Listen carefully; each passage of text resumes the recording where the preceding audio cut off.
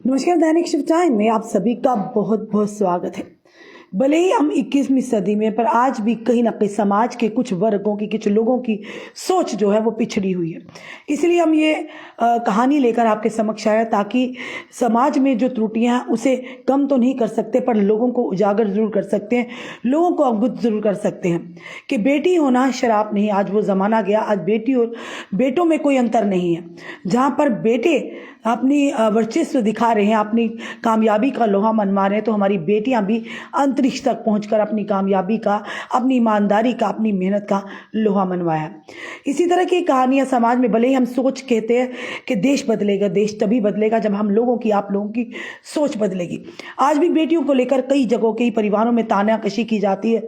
अगर किसी के घर में बेटियां होती हैं, 1 से 2 बेटियां या 3 बेटियां होती हैं या 4 बेटियां होती हैं, तो समाज के लोग तब भी, या परिवार के लोग तब भी उन्हें ताना मारते हैं कि वंश चलाने वाला बेटा नहीं है।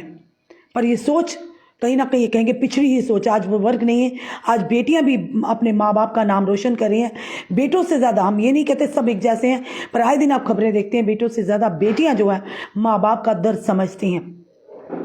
फिलहाल बताना चाहेंगे, 4 बेटियां होने पर एक गांव वाले मारते थे ताना। एक महिला जिसके घर 4 बेटियां थी, पर लगातार गांव के या लोगों के प्रताड़ना का शिकार होती, उनके तानों का शिकार होती हुई, पर करारा जवाब दिया। आज 3 बेटियां बीएसएफ में, यानी बॉर्डर सिक्योरिटी फोर्स में देश की सेवा कर रही हैं।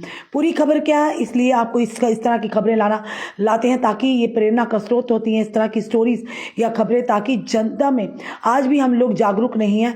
इन ऐसी स्टोरी से, ऐसी खबरों से हम लोग कम से कम जागरूक हों कि आखिर बेटियों को क्यों आज के दौर में भी, आज भी 21वीं सदी में भी बेटों से कम समझा जाता है। बताना चाहिए, हजारीबाग के बीएसएफ केंद्र में सोमवार के दिन, यानी कल के दिन, अगर बात करें परसों के दिन, रोजगार मेले का आयोजन किया गया। इस आयोजन में केंद्रीय मंत्री अन्नपूर्णा देवी शामिल हुई। कार्यक्रम में देश के प्रधानमंत्री नरेंद्र मोदी ने भी 71,000 लोगों को वर्चुअल माध्यम से नियुक्ति पत्र दे, यानी कि उनके जो अपॉइंटमेंट लेटर से वो दिए। हजारीबाग में 333 युवाओं को नियुक्ति का प्रमाण पत्र दिया गया। वहीं पर इसमें बीएसएफ के 200, आईटीबीपी के 7, एसएसबी के 30 और असम राइफल के 15, रेलवे 7, पोस्ट ऑफिस 5, डीएफएस के 6 यानी कि सफल अभ्यर्थी शामिल हुए, यानी जिन्होंने उन्हें अपॉइंटमेंट लेटर देश के प्रधानमंत्री जी द्वारा दिया गया। जुड़वा बहनों को मिला नियुक्ति पत्र। रोजगार मेले के कार्यक्रम, 2 जुड़वा बहनों की कहानी ने सबका मन मोह लिया। हजारीबाग की ये दोनों बेटियां अब बीएसएफ में सेवा देंगी। नियुक्ति पत्र मिलने के बाद दोनों बेटियों का उत्साह चरम पर है। वो कह रही हैं कि अब उनकी पहचान अपने नाम से होगी। उनकी एक बहन पहले से ही बीएसएफ में सेवा दे रही है। दोनों बहनों का नाम प्रीत सिंह राजपूत और पम्मी कुमारी है। ये दोनों बहनें हजारीबाग के विष्णुगढ़ की रहने वाली हैं।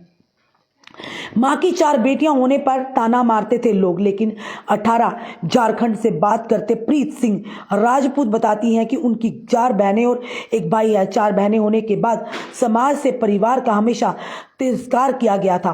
दादी और नानी भी बेटी होने पर रोती थी और मां को ताने सुनाती थी। घर में गरीबी ऐसी थी, फिर भी किसी तरह मैट्रिक पास किया। गांव में बच्चों को ट्यूशन पढ़ाकर घर की जरूरत पूरी की। बचपन से ही डिफेंस में जाने का शौक था और एक सोच थी। इसके लिए छुप कर इसकी तैयारी करती थी। सुबह 4 बजे ही दौड़ने के लिए तीनों बहनें सुबह जाती थी। हर कोई गांव वाले दोनों बेटियों पर फख्र कर रहे हैं।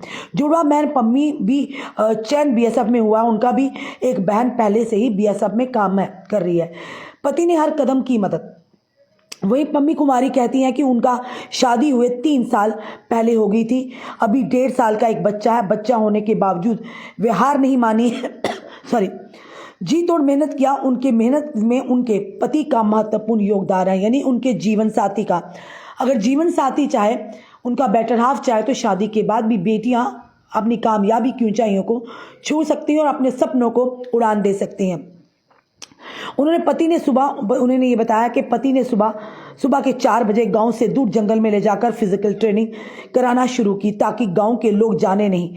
इसके बावजूद कुछ गांव के लोगों को इसकी भनक मिल गई, तो ग्रामीणों ने इसका विरोध भी किया।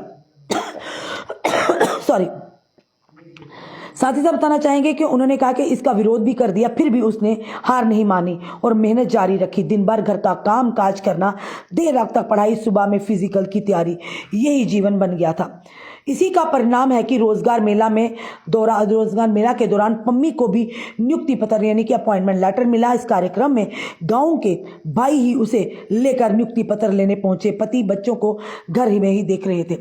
यानी अगर बात करें तो बेटियां आज बेटों के बराबर हैं।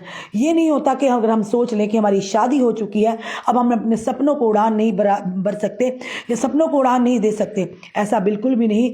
अगर आपका जीवन साथी, अगर आपके ससुराल में आपके सास ससुर जो माता पिता समान हो या आपके पति आपको अगर सपोर्ट करते हैं तो महिलाएं कहीं भी अपनी कामयाबी का लोहा मनवा सकती हैं। आज कौन सा दौर है? आज भी अगर हम देखते हैं, आए दिन खबरें आती हैं कि बेटियों को जिंदा गाड़ दिया जाता है, बेटियों को कभी नालों में फेंका जाता है, कभी बेटियों को डस्टबिन में फेंका जाता है ताकि उन्हें जानवर नोच दे। ये आखिर किस ओर हम देश को लेकर जा रहे हैं? जहाँ पर हम ये सोच बदलते हैं, हम ये सोचते हैं कि देश बदलेगा, थोड़ा सा बदलाव आगा, वो तब आगा जब हम बदलाव ये अपने घर से, आप अपने घर से शुरू करेंगे, अपनी सोच को सही करेंगे। ये एक प्रेरणा का स्रोत है कि एक माँ जिसकी 4 बेटियां थी और लोग उन्हें ताने मारते थे कि आखिर 4 बेटियां पैदा की हैं, इवन के उनकी नानी दादी भी ये कहती थी कि घर का बेटा नहीं है, पर उसी में से जो बेटियां 3 अब बीएसएफ में हैं, यानी 4 बेटियों में से 3 जो है देश की सेवा कर रही हैं। इसीलिए हम कहते हैं बार बार कि बेटा और बेटी में अंतर नहीं होना चाहिए। सोच है, ये माता पिता की सोच है। जो कई बार ऐसा भी होता है कि माता पिता देखते हैं क्योंकि एक बेटी है, 2 बेटी हो, भगवान ने तीसरी बेटी दी, चौथी बेटी दी, कहीं ना कहीं वो ऐसा करते कि बेटे की फिराक में बेटियां 4-5 हो जाती हैं, बाद में उन्हें बेटियां ही बोझ लगने लगती हैं। क्योंकि आज के इस महंगाई के दौर में बेटियों को पालना मुश्किल है। मुश्किल ये ज़रूर कहेंगे कि जिसकी आय ही डेली वेजर होगा, किस तरह से अपनी बेटियों का पालन पोषण करेगा, उन्हें पढ़ाएगा, यानी अच्छी एजुकेशन नहीं दे पाएगा। वहीं पर अगर बात करें, देश के प्रधानमंत्री ने भी इसमें अहम योगदान दिया। केंद्र सरकार ने लाडली बेटी स्कीम को लाकर कई ऐसे परिवार जो बिल्कुल पिछड़े वर्ग थे या गरीबी रेखा से नीचे थे, उन्हें अहम योगदान दिया है कि बेटियों के शादी तक उन्हें इतना सरमाया हो जाता है ताकि वो बेटियों की शादी में अपना बेहतर कर सके। फिलहाल ये स्टोरी लाने का मकसद हमारा यही है कि समाज के लोगों में आज भी दिमाग में ये सोच और सोच को बदलिए। जब हम चाहते हैं देश बदलेगा, देश तभी बदलेगा जब आपकी हमारी सोच बदलेगी। तो बेटियां बेटों से कम नहीं है, बराबरी है। और देश के प्रधानमंत्री जी भी बार बार कहते हैं बेटियों के सम्मान के लिए, बेटियों के लिए अलग अलग तरह की बहनों के लिए स्कीम्स लाती है ताकि वो आत्मनिर्भर बन सके, ताकि वो साक्षर बन सकते, पढ़ लिख कर अपने साथ साथ दूसरों को भी रोजगार प्रदान कर सकते। और शादी के बाद 2 परिवारों को एक तालमेल बिठाकर अपनी जो है अपनी मेहनत की कमाई से अपने परिवार को, अपने बेटर हाफ यूं के अपने पति का भी, अपने साथ जीवन साथी का भी बराबर का साथ देकर अपने परिवार को वो हर सुविधा दें जो कहीं ना कहीं हर लड़की के मन में होती है। फिलहाल आपको क्या कहना है? इस वीडियो को देखकर ज़रूर हमारी जनता से निवेदन करेंगे, इस वीडियो को आपने कमेंट अपने सुझाव भी दीजिए, उस वीडियो को ज़्यादा से ज़्यादा शेयर कीजिएगा ताकि हर एक तक ये वीडियो पहुँचे। क्योंकि ऐसे वीडियो ज़रूर आप लोगों की शेयर होनी चाहिए ताकि जो लोग आज भी सोचते हैं कि बेटियां बोझ हैं या बेटियां बेटों से कम हैं, तो ऐसा बिल्कुल भी नहीं है। हमें सोच बदलनी होगी तभी देश बदलेगा। फिलहाल ज़रूर इस वीडियो को शेयर कीजिएगा। जुड़े रहिए ऐसे हमारे साथ अगले अपडेट के लिए। जय हिंद, जय भारत।